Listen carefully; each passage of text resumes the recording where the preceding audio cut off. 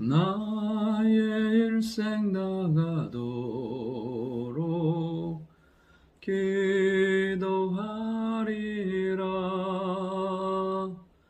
주께 맡긴 나의 생애 영원하리라.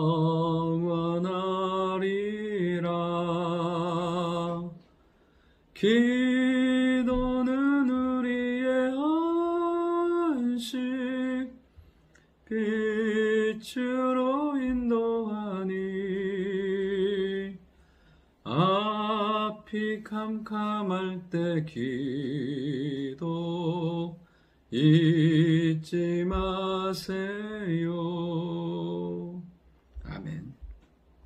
하나님 말씀은 사도행전 7장 54절부터 8장 1절까지의 말씀입니다.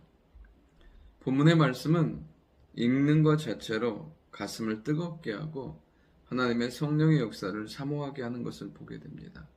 여러분, 하나님의 말씀은 이렇게 우리의 삶을 새롭게 하고 능력 있게 만든다는 사실입니다.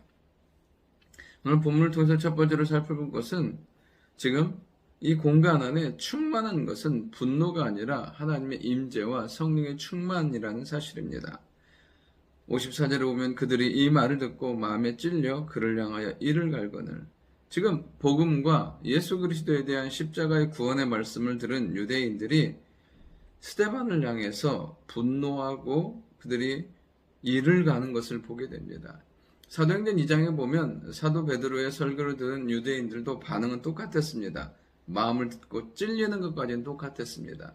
근데 그들은 회개하고 우리가 어찌할까 하거늘 주님 앞에 나아가면서 구원의 역사가 일어나는 것을 보게 됩니다.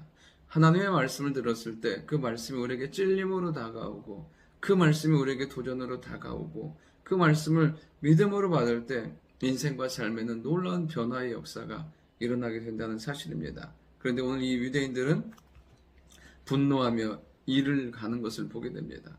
그러니까 이 공간 안에 있는 모든 사람 중에 스데반 한 명을 제외하고는 모두가 이런 마음이었던 거죠. 그리고 또 그들이 57절에 보면 그들이 큰 소리를 지르며 귀를 막고 일제히 그에게 달려드는 것을 보게 됩니다. 그러니까 더 이상 듣기 싫다는 거죠.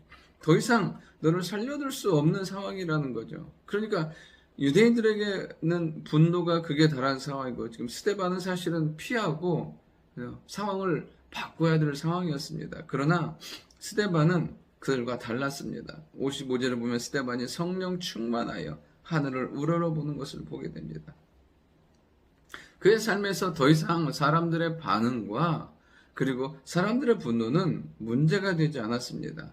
그는 그때 성령이 충만하였고 하늘을 우러러봅니다. 그때 어떤 일이 생기냐면 56절을 보면 보라 하늘이 열리고, 여러분 스데반이 하늘을 보는데 하늘이 열리는 거예요. 그러니까 여기서 자연의 계의 하늘이 아니라 영광스러운 하나님이 계신 영광의 보좌가 보이는 영원한 하나님의 나라가 보이는 것을 보게 됩니다. 이런 표현은 마태복음 3장 16절에 보면 예수님께서 세례 요한에게 세례를 받고 물에서 올라오실 때 하늘이 열리고라는 동일한 표현이 나오는 것을 보게 됩니다. 저는 우리의 인생 가운데 삶 가운데도 이렇게 영광스럽게 하늘이 열리는 하나님의 임재가 경험되는 하나님의 축복이 은혜가 있기를 원합니다. 그러면서 정말 이 하늘이 열리는 경험을 통해서 그가 무엇을 보느냐 하면 하나님의 영광과 예수님께서 하나님 보좌 우편에 서신 것을 보게 됩니다. 하늘이 열렸는데 그의 눈에 보이는 것은 영광스러운 하나님, 그리고 보좌 우편에 서서 스데반을 응원하시고 축복하시고 지지하시는 하나님을 보게 된, 예수님을 보게 된다는 사실입니다. 여러분, 우리의 삶은 우리는 끊임없이 매일처럼 불과 같은 응답과 기적과 막 이런 은혜들을 기대합니다. 물론 정말 중요합니다. 그러나 평생의 삶 가운데서 흔들리지 않는 확신을 주는 이런 일들, 하늘이 열리고 하나님을 뜨겁게 만난 추억은 평생의 삶을 흔들리지 않고 믿음으로 승리하게 한다는 사실입니다. 오늘이 우리에게 하늘이 열리는 날이 되기를 원하며 하나님의 영광을 경험하는 날이 되기를 원하며 우리를 응원하시고 지지하시는 주님 안에서 승리하는 축복의 하루가 될 수 있기를 원합니다. 두 번째로 스데반은 예수님처럼 기도하고 주의 길을 가는 사람이라는 사실입니다. 사람들이 더 이상 스데반에 전하는 그 복음의 메시지를 듣기를 싫어합니다. 그리고 그게 달려들어요. 58절에 보면 성 밖으로 내치고 돌로 쳐서 죽이려고 하는 것을 보게 됩니다. 여러분, 스데반의 삶을 보면 복음을 전한 것뿐에 말고는 없어요. 그가 하나님이 주시는 놀라운 능력으로 기적과 표적을 행하며 많은 자들에게 복음을 전한 것 말고는 없습니다. 근데 결론은 뭐냐면 돌로 쳐서 그를 죽이는 것을 보게 됩니다. 여러분, 사람이 사람을 죽인다는 것은 얼마나 극악한 환경까지 가는지 몰라요. 그런데 이 스데반은 그 사람들에게 주목하지 않습니다. 그 사람들에게 연연하지 않는 것을 보게 돼요. 59절에 보면 그들이 돌로 스데반을 치니 스데반이 부르짖어 이르되 주 예수여 내 영혼을 받으시옵소서.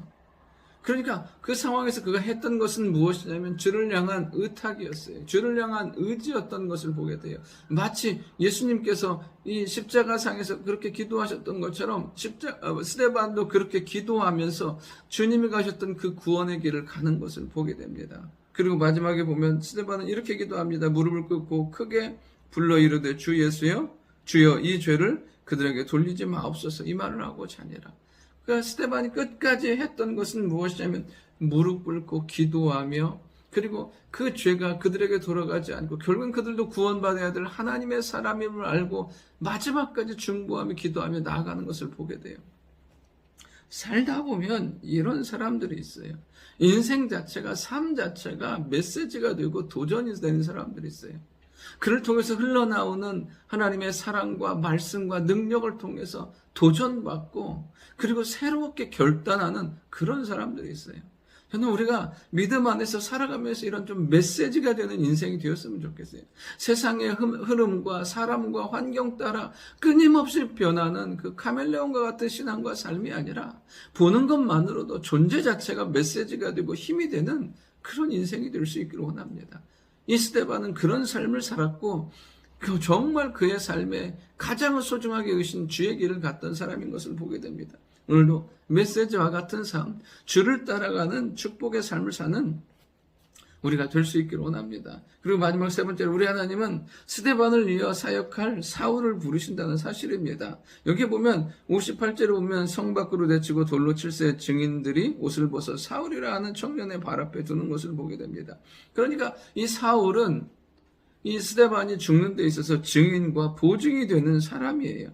그러니까 이 스데반이 죽임당한 것을 8장 1절에 보면 마땅히 여기는 사람이에요. 그러니까 그 정도로 완악하고 완고한 사람이었던 것을 보게 돼요. 그리고 또 하나 뭐냐면 율법에 대한 말씀에 대한 온전한 이해가 없는 사람이에요. 하나님께서 율법을 주신 이유는 사랑하시고 살리기 위함인데 율법으로 죽이는 사람이 되는 것을 보게 돼요.